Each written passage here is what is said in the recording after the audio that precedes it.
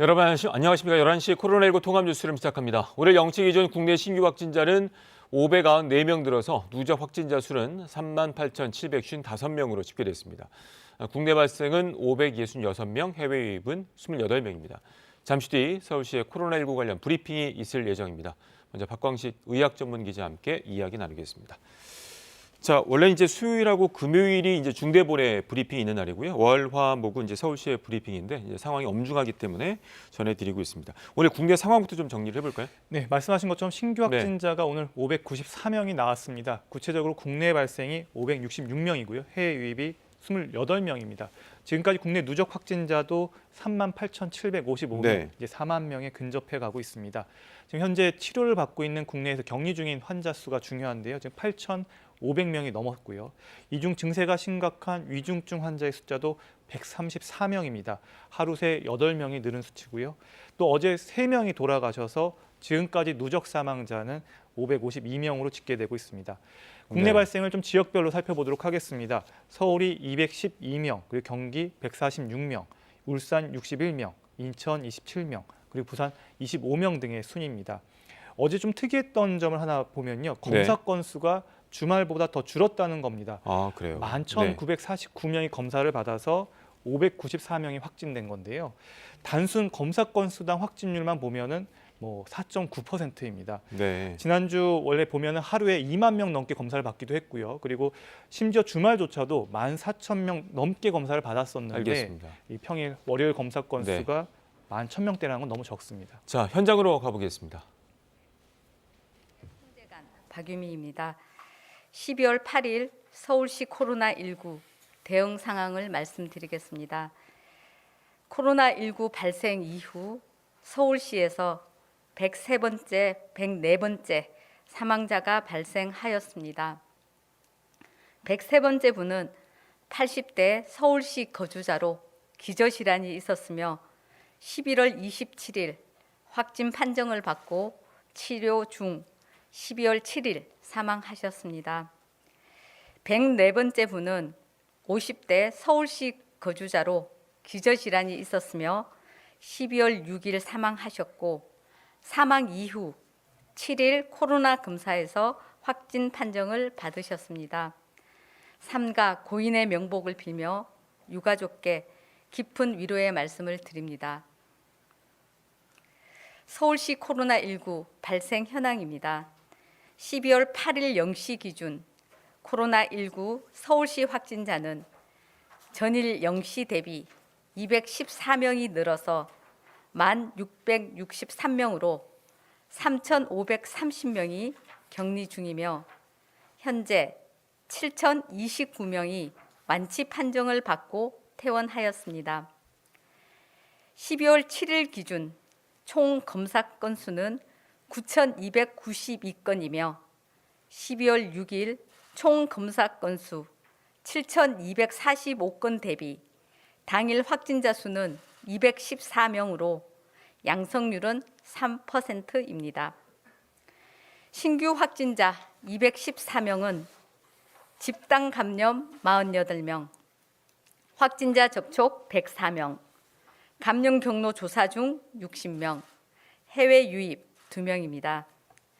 주요 집단 감염은 종로구 파고다 타운 관련 22명, 용산구 소재 음식점 등 관련 4명, 중랑구 소재 실내 체육시설 2 관련 3명, 중랑구 소재 병원 관련 3명, 마포구 소재 홈쇼핑 회사 관련 3명 등입니다. 12월 7일 기준 수도권 감염병 전담병원 병상 가동률은 76.2%이고 서울시는 82.6%입니다. 서울시 중증 환자 전담 치료 병상은 총 62개이고 사용 중인 병상은 56개로 입원 가능 병상은 6개입니다. 서울시 생활치료센터는 8개 총 1,597병상으로 사용 중인 병상은 1,111개이며 즉시 가용 가능한 병상은 157개입니다. 서울시는 오늘 생활치료센터 1개소 340병상을 추가로 개소할 예정입니다. 종로구 파고다 타운 관련 발생 현황입니다. 종로구 파고다 타운에서 공연한 예술단 공연자 1명이 11월 28일 최초 확진 후 12월 6일까지 121명, 7일에 22명이 추가 확진되어 관련 확진자는 총 144명입니다. 이 중 서울시 확진자는 133명입니다. 7일 확진자는 파고다 타운 방문자 1명, 하영 노래교실 방문자 3명, 또 다른 노래교실 방문자 5명, 방문자의 가족 및 지인이 14명입니다. 역학조사에서 최초 확진자로부터 파고다 타운 방문자, 공연자, 음식점 관계자에게 전파되고 추가 확진자가 이용했던 노래교실 방문자와 그 가족 및 지인으로 전파된 것을 확인하였고 추가 조사 중입니다.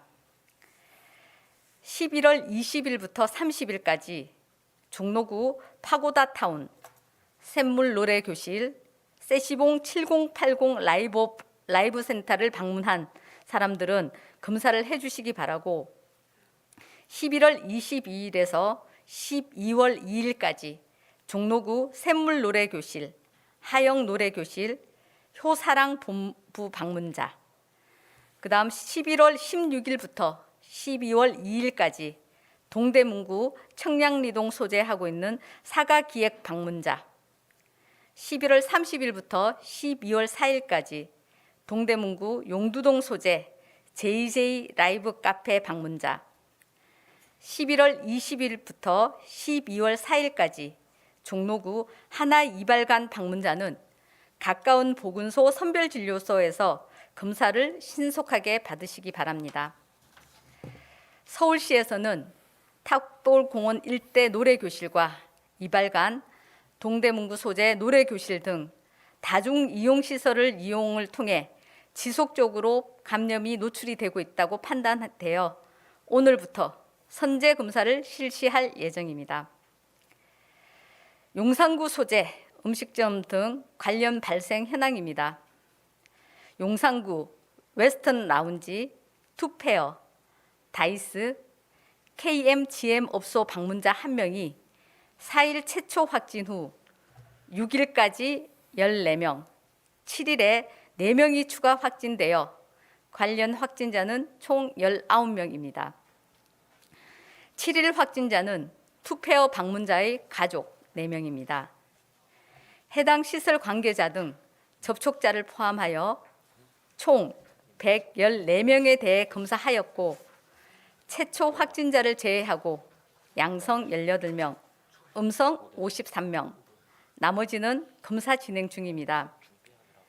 역학조사에서 해당 시설 등 업소 이용자들은 대부분 4시간에서 7시간 정도 장시간 머무르며 한 장소가 아닌 다른 시설도 2-3군데 이용하는 것으로 파악되었습니다.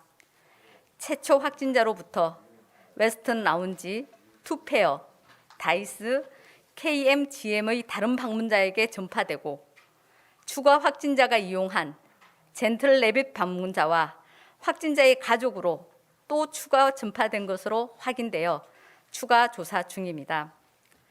서울시는 용산구 보건소와 역학조사 및 접촉자 조사를 실시 중이며 해당 현장 등에 대해서는 긴급 방역을 실시하였습니다. 11월 26일부터 12월 4일까지 용산구 웨스턴 라운지, 투페어, 다이스, 젠틀 레빗, KMGM 업소 방문자는 가까운 보건소 선별진료소에서 검사를 신속하게 받으시기 바랍니다. 해당 시설에 대해 저희들이 확인한 결과 일부 업소에서는 출입자 명부를 미배치하고 객석과 게임 좌석을 미분리하고 마스크 안내문, 손소독제 미비치 등 방역 수칙 미준수가 확인되어 해당 업소는 집합 금지할 예정입니다. 또한 관련 업소 약 38개소에 대해 서울지방경찰청과 협조하여 방역 수칙 준수 여부 등에 대해 일제 점검을 실시할 계획입니다. 음식점은 21시부터 이 길 5시까지 포장 배달만 허용되며 테이블 간 거리 두기 또는 칸막이 설치, 영업장 내 설치된 무대 시설에서는 공연 행위가 금지되어 있습니다. 방역 지침을 준수해 주시기를 다시 한번 당부드립니다. 다음은 선별진료소 검사 확대 방안에 대해 말씀드리겠습니다. 현재 지역사회 내에 감염이 확산되고 있는 상황에서 감염 차단을 위해서 검사를 폭넓게 빠르게 하는 것이 무엇보다 중요한 상황입니다.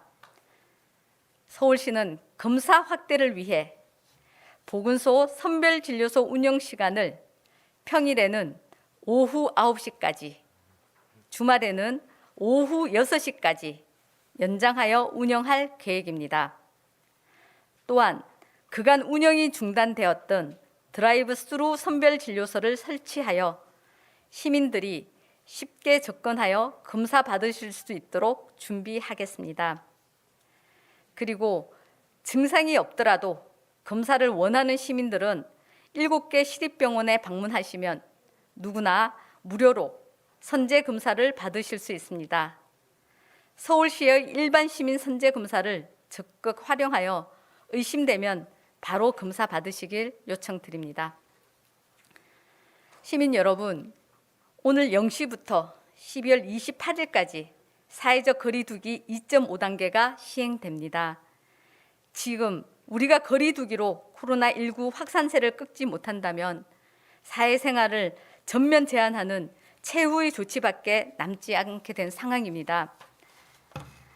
또 전체 환자 규모가 늘어나면 의료 체계의 마비와 코로나19 미중증 환자 치료에 차질이 발생하고 사망자 또한 증가하는 등 사회 전체적인 희생이 불가피하게 됩니다. 앞으로 3주간 거리두기 2.5단계에 시민 여러분들이 방역 주체로 적극 협조해 주시기를 간곡히 부탁드립니다. 모든 시민이 모든 장소에서 방역 수칙을 준수하고 외부 방문, 대면 모임, 사회 활동을 최대한 줄이며 거리두기에 동참해 주시기를 부탁드립니다. 또한 발열, 기침 같은 의심 증상이 있을 때 자신과 가족 그리고 모두의 안전을 위해 코로나19를 먼저 의심하시고 신속히 검사를 받아주시기를 거듭 부탁드립니다. 그간 위기 때마다 잘 협조해 주신 것처럼 다시 한번 힘을 모아 주시기를 바라며 마스크 착용, 손 씻기, 거리 두기는 생활 속에서 실천해 주시기를 당부드립니다. 시민이 백신입니다. 이상입니다. 네, 서울시의 코로나19 관련 브리핑 들으셨습니다. 다시 박광식 의학 전문 기자와 함께 브리핑 내용 정리해 보도록 하겠습니다. 자, 서울시 브리핑에서는 각 지역별로 집단 감염이 의심되는 곳들에 대해서 언급을 해줬는데요. 자, 오늘부터 2.5단계가 수도권에서 시행이 됐죠. 네, 그렇습니다. 이 거리두기 격상 조치 실제로 2.5단계가 오늘부터 시행이 됐습니다. 네. 가장 큰 변화를 꼽으라고 한다면 노래 연습장, 그리고 네. 실내 스탠딩 공연장, 실내 체육시설, 학원에서 집합이 전면 금지됐다는 겁니다. 실내에서 여럿이 운동하는 게 어렵게 됐다는 거고요. 또 연말 다양한 실내 스탠딩 공연이 취소됩니다.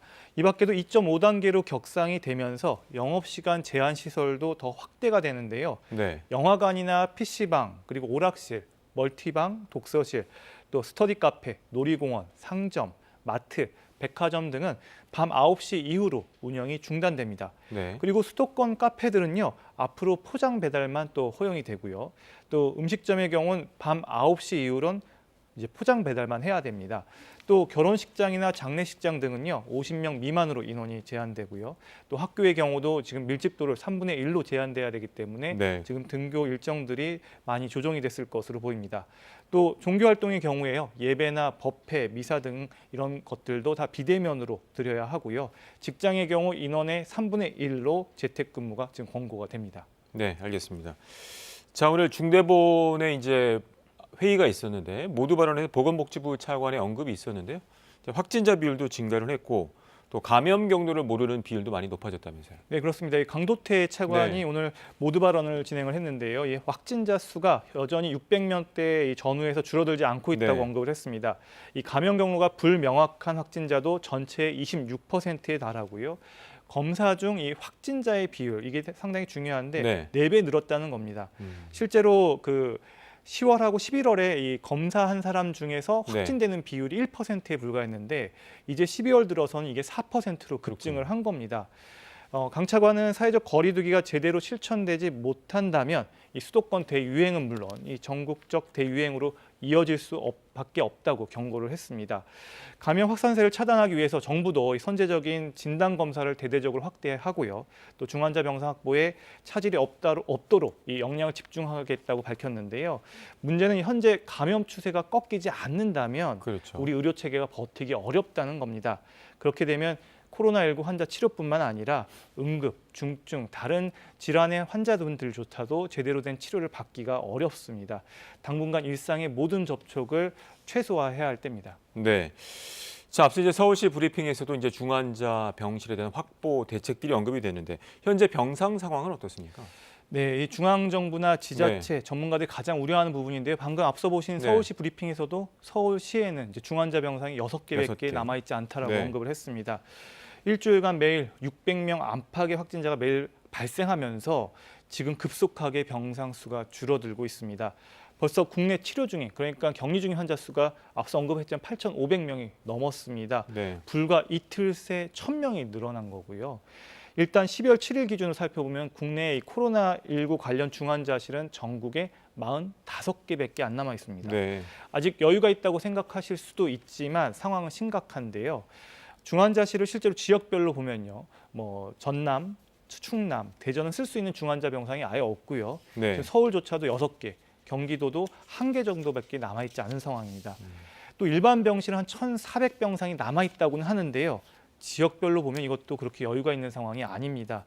실제로 서울의 코로나19 일반 병상도 100여 개밖에 남아 있지 않고요. 네. 또 그래서 서울시는 일단 급한 대로 이 10일부터 컨테이너 임시 병상 150개를 준비한다고 밝힐 정도로 지금 네. 의료계 내부적으로는 매우 급박한 상황입니다. 네, 알겠습니다. 우리 여기까지 듣겠습니다.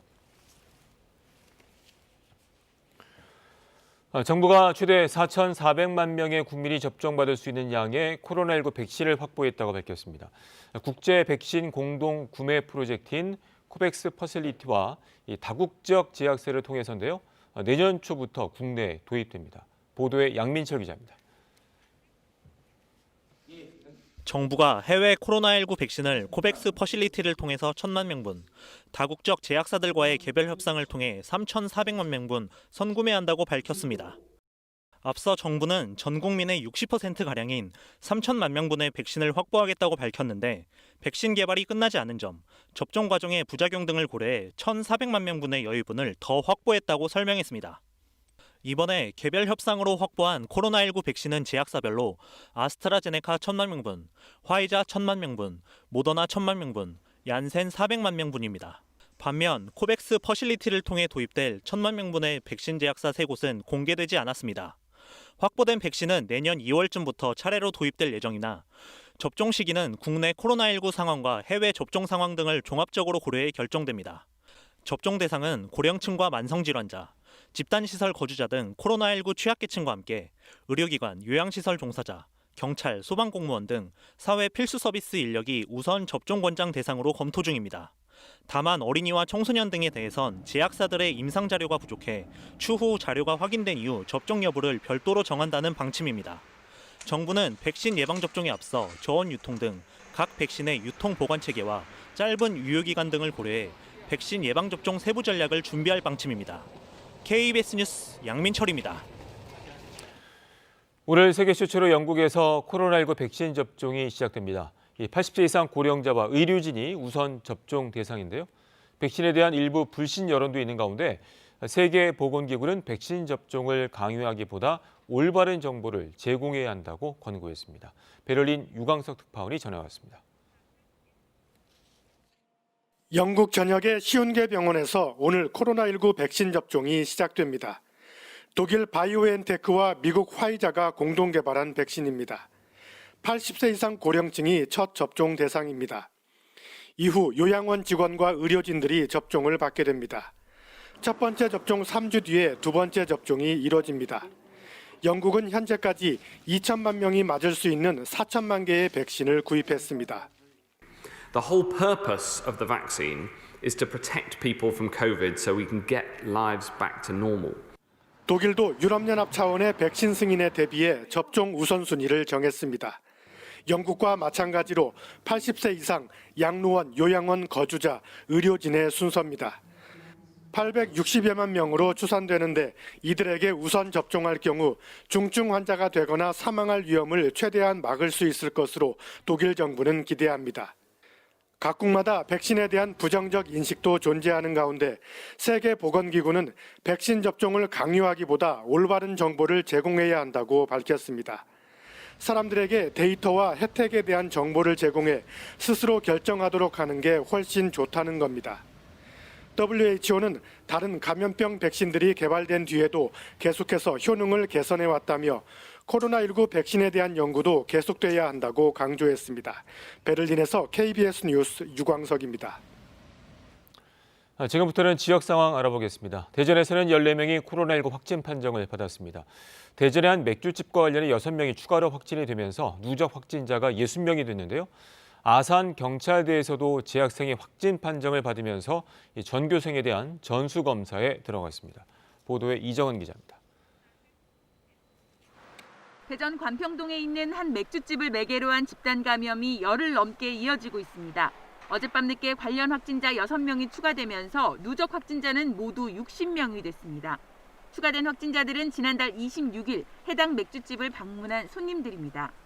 앞선 집단 감염은 지난달 23일 맥주집을 방문한 손님과 직원들을 중심으로 발생했는데 이 손님 가운데 한 명이 사흘 뒤인 26일 또다시 방문한 사실이 뒤늦게 확인되면서 역학조사가 다시 진행됐고 확진자도 다시 추가되고 있습니다. 청양의 한 마을에서도 어제 주민 11명이 한꺼번에 확진된 데 이어 오늘 아침 접촉자 대상 검사에서 2명이 추가되면서 누적 확진자가 25명으로 늘었습니다. 한편 어젯밤 아산에 있는 경찰대에서도 재학생 1명이 코로나19 확진 판정을 받았습니다.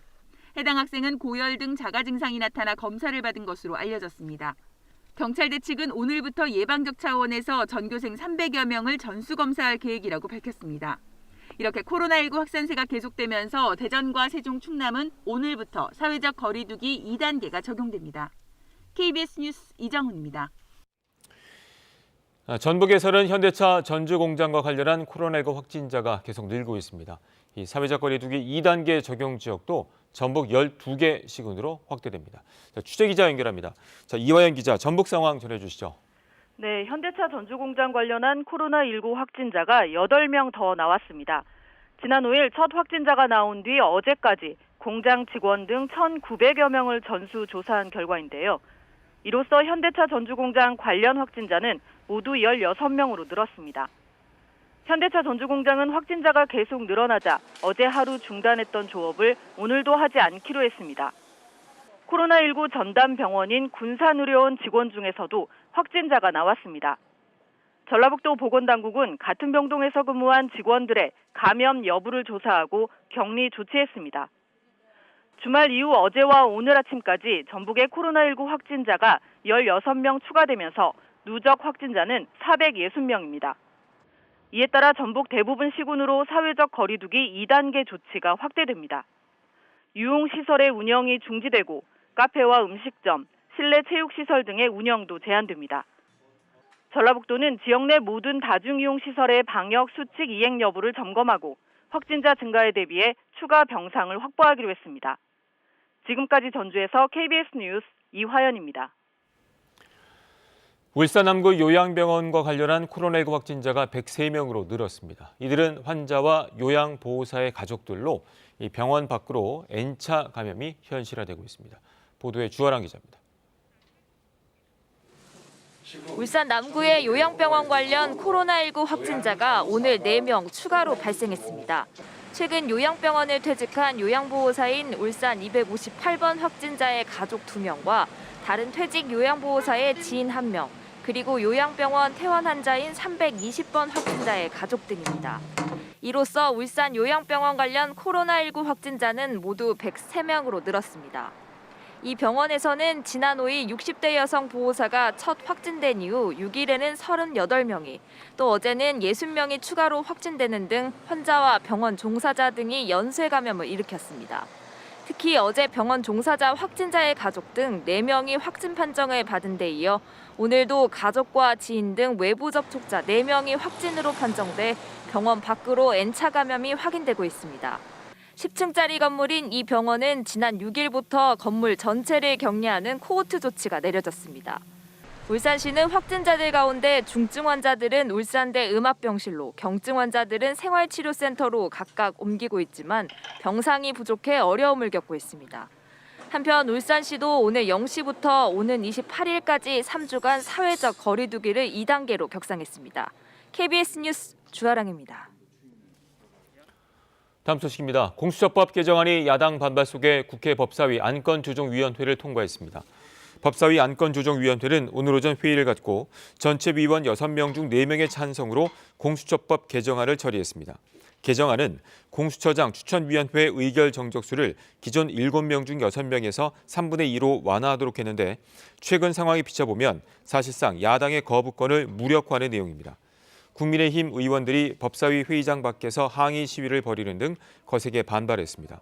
개정안은 법사위 전체 회의에 상정돼 곧바로 처리될 전망입니다. 법무부가 윤석열 검찰총장에 대한 검사 징계위원회를 예정대로 모레 열겠다고 윤 총장 측에 통보했습니다. 윤 총장 측도 총력 대응에 나선 가운데 현 상황에 대한 각계 성명도 잇따랐습니다. 장덕수 기자입니다. 법무부가 윤석열 검찰총장에 대한 징계위원회 개최를 윤 총장 측에 다시 통보했습니다. 날짜는 오는 10일이고 시간은 오전 10시 반입니다. 윤 총장 징계에 대한 검찰 내부의 반발에도 징계 절차를 예정대로 진행하겠다는 뜻으로 풀이됩니다. 징계위를 사흘 앞두고 윤 총장 측도 총력 대응에 나섰습니다. 먼저 법무부의 징계위원 명단과 감찰 기록 공개를 다시 요구하는 한편 헌법재판소에는 징계위 구성의 위헌성을 지적하는 서면을 추가로 제출했습니다. 윤 총장 측은 특히 검찰총장은 국무회의 심의와 인사청문회를 거쳐 임명되는 만큼 징계에 따른 해임에도 이에 준하는 절차가 필요하다는 점을 강조했습니다.